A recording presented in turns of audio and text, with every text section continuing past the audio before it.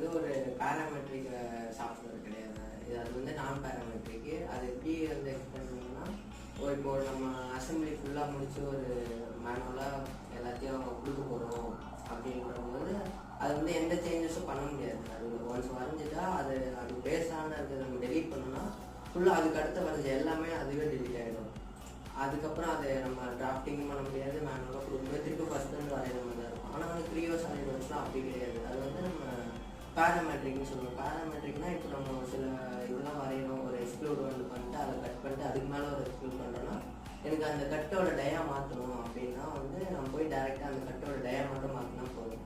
அந்த எக்ஸ்க்ளூட் அதெல்லாம் வந்து ஆட்டோமேட்டிக்காக செஞ்சுச்சான். ஆனால் இதில் பண்ணணும் அப்படி பண்ணோன்னா அதை டெலீட் பண்ணோன்னா அந்த கட்டும் போயிடும், அந்த ஹோல்ஸும் போயிடும், அதுக்கு மேலே எக்ஸ்க்ளூட் பண்ண இதுவும் போயிடும், எல்லாமே போயிடும். அதுதான் வந்து ஆட்டோகேடுக்கும் இந்த சாலிட்வொர்க்ஸ் கிரியேட் வந்து பேராமெட்ரிக் நான் பேராமெட்ரிக் அப்படின்னு சொல்லுவாங்க.